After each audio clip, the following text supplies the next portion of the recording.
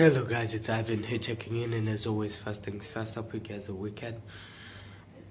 And in this video, first of all, I want to apologize for the resolution of the video. It's pretty bad, which is probably why, because it's really sunny outside.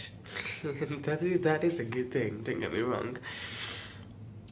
But the downside to that, because of our walls inside are most of them white and yellow, they're very reflective surfaces, as you can imagine. So if I was in the room, in my room where I usually film, the brightness will make it bonkers. It will appear, the resolution will appear a lot worse than this, as you can imagine. But anyway, let's get to the point of the video, which is basically a concept that Jim Rohn used to call intelligent self-interest. Now, in my translation, that's basically saying being selfish in a smart way, so to speak, right? Which is very simple, right?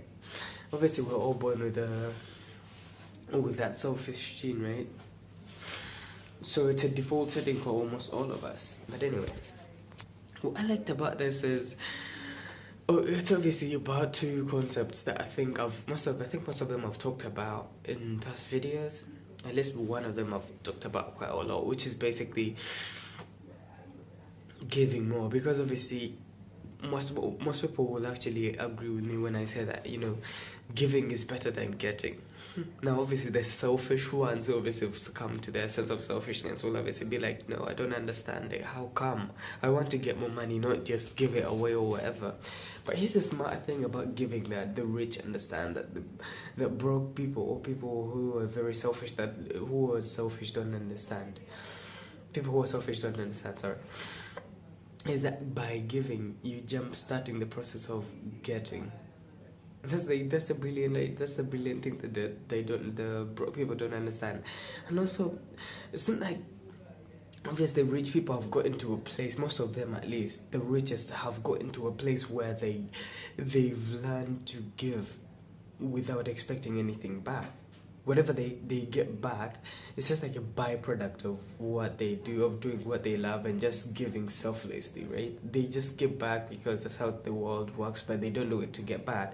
But they've also understood that giving is the beginning process that jumpstarts getting, right? Now the interesting thing, the interesting concept about this is,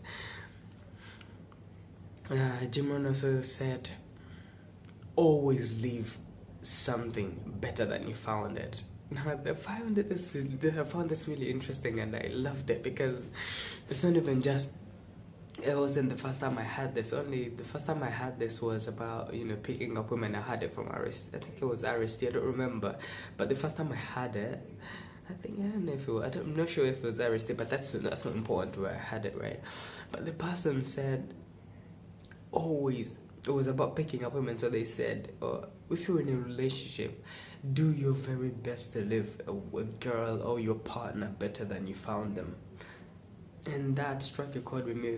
So for that day, I've always tried to remember that. I've always tried to give selflessly. Try not to expect anything in return. That's why, at least in my opinion, if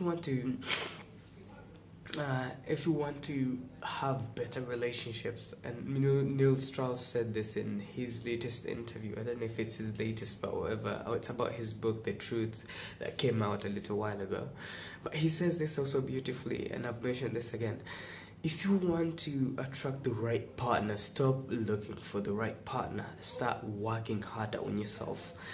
Like Jim Rohn said, just start working harder on yourself to invest in your future, but work harder on yourself to make yourself the right partner, and you will attract your right partner, because attraction is not what you do, but who you are. So you are what you attract. So by working harder on yourself and making yourself the best version of yourself, the best version that you'd expect your partner to want, you're going to attract that very right person that you want. But anyway, I think I've gotten off the point. Sorry about being all over the place. But again, always leave something better than you found it. Whether that be a house that you mortgage and you're about to leave, don't just break the doors or leave the things broken just because you're leaving it. That will come back and haunt you. not you're conscious, but you will pay for that sooner or later. But you get the point. Always leave something better than you found it. Whether that be a partner, whether that be I don't know, whatever it might be, something that you borrowed from your friend. Always leave it better than you found it.